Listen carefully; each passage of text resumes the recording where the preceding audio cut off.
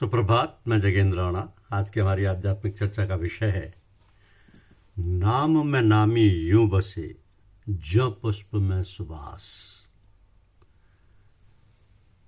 विषय है नाम में नामी यूं बसे ज्यों पुष्प में सुबास।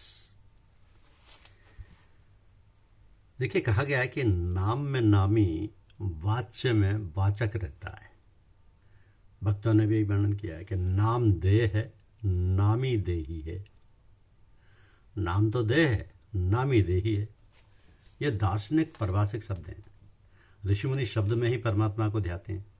सनातनी भी मूर्ति लाकर रखते हैं, किंतु प्राण प्रतिष्ठा के बाद ही वे नमस्कार के योग्य बनती है, अन्यथा नहीं।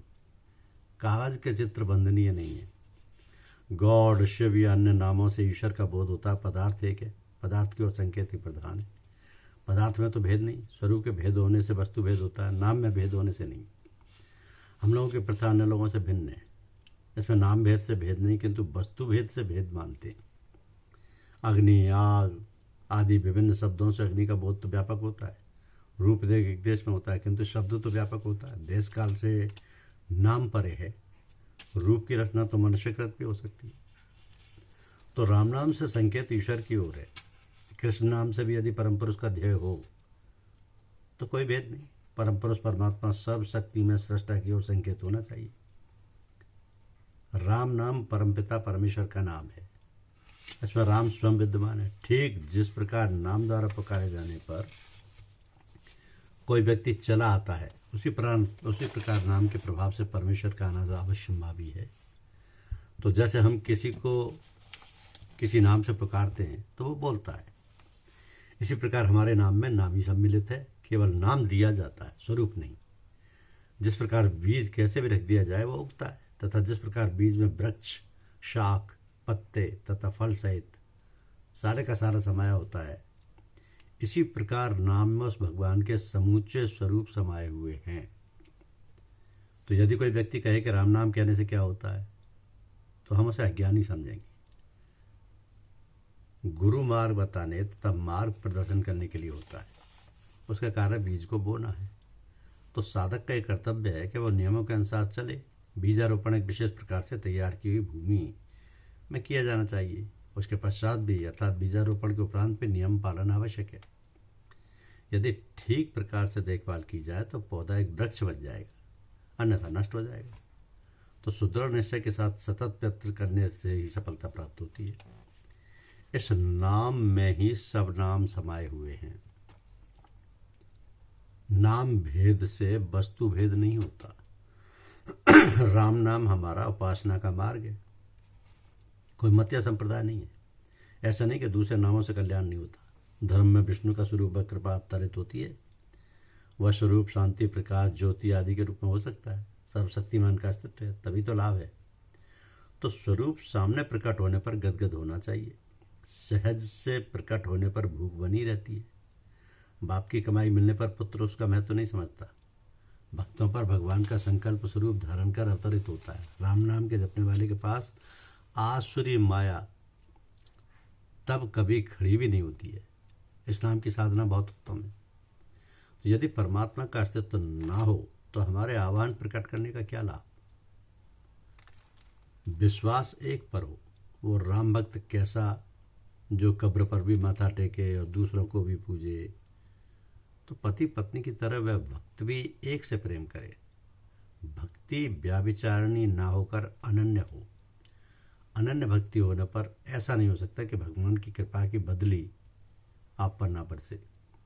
राम नाम से लौकिक कार्यों में भी सहायता मिलती है। तो राम नाम की आराधना पूर्ण विश्वास, भावना तथा निश्चय सहित करना चाहिए। नाम की बड़ी महिमा है। यदि इसकी आराधना, भावना, श्रद्धा तथा निश्चय सहित संशय रहित होकर किया जाए तो बहुत अधिक लाभ होता है। कुसंग संशय को जन्म देता है तथा इसे बढ़ाता है। तो ये एक पशु या कीड़े या ऐसी किसी अन्य वस्तु के समान है जो खेती को हानि पहुंचाते हैं। संशय मनुष्य को दुर्बल बनाता है। एक डॉक्टर को संशय हुआ कि एक विशाल काय परछाई उसकी ओर आ रही है, किंतु वह उसे डरा नहीं, साहसपूर्वक अपने में दुर्बलता नहीं आने दी। तो लोग भगवान के नामों से मिलते हुए नाम अपने बच्चों के रखते हैं, ये अच्छा नहीं। इससे भगवान के उन नामों की महिमा घट जाती है। भावनावान तथा निश्चयवान के लिए राम नाम की महानता अपार है। दूसरों के लिए तो यह केवल एक शब्द ही है। बहुत सी चीज़ें हैं जो आपकी भावना तथा निश्चय को दुर्बल बनाती हैं, किंतु आपको चाहिए कि आप इस महान नाम की खेती की रक्षा करें। आपको यह समझना चाहिए कि यदि आपका कोई अपनी खेती को बिना हानि पहुंचाए उसमें से गुजर गया तो किसी प्रकार से कोई हानि पहुंचाए बिना चले जाएंगे। अर्थात कुसंग आदि से बचो, संशय आदि से नाम रूपी खेती की रक्षा करो। हम केवल उन्हीं को आने देते हैं जिन्होंने नाम लिया हो, यानी साधना सत्संग में।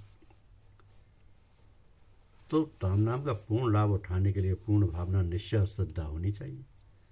संशय और कुसंग आदि से जो आपकी श्रद्धा को दुर्बल बनाए बचना चाहिए, क्योंकि नाम का योग एक प्रकार से आध्यात्म चिकित्सा है। मनुष्य के अंदर एक विचार, एक संस्कार बैठा होता है और वो सरलता से निकलता नहीं।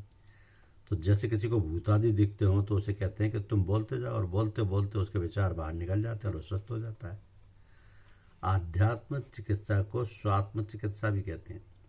जिसने स्वात्म चिकित्सा नहीं कराई वो दूसरों की चिकित्सा के योग्य नहीं होता। तो साधना में एक मना होकर लगना चाहिए। आज एक साधन किया, कल दूसरा, ये ठीक नहीं। नाम का योग अत्युत्तम अध्यात्म चिकित्सा है।